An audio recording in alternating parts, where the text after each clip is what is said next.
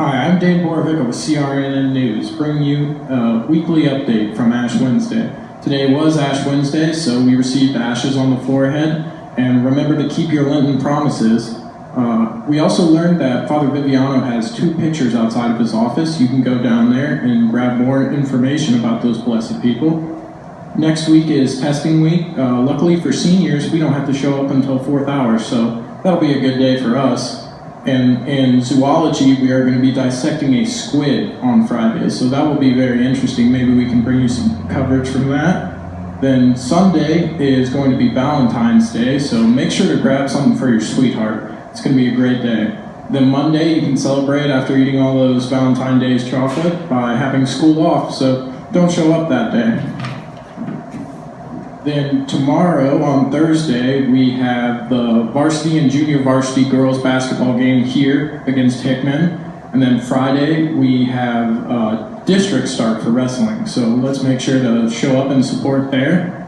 And then we also have the varsity and JV basketball at Hickman, which will be a great game, so make sure to show up to that. Then on Saturday, if our boys can make it, we will have districts again, and then also we have the varsity and JV basketball games at Hillcrest High School, and then also the academic team will be at Washington University, and the bus leaves at 6:15 a.m., so don't forget to show up there, academic team members.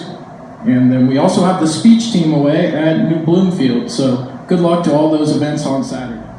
And we are here in the biology lab, and to explain this great piece of machinery, we are going to have Charlie Coloza and Melina Gansman on the show.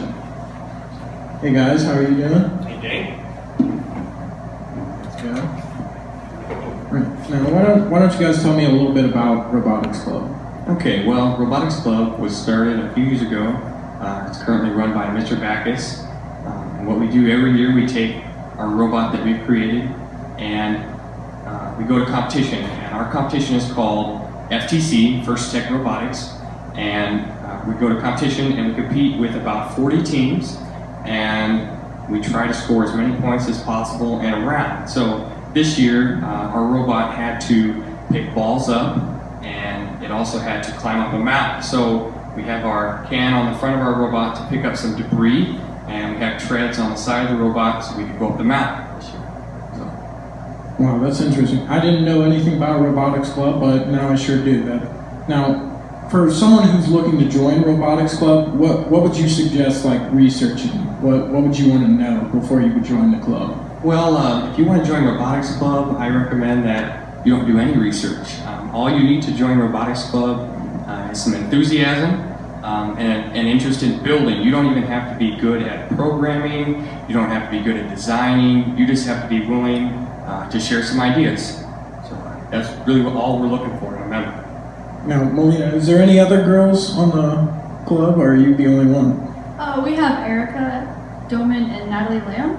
They're both vital parts to our robotics team because Natalie is great with programming. Erica is basically the head queen of programming.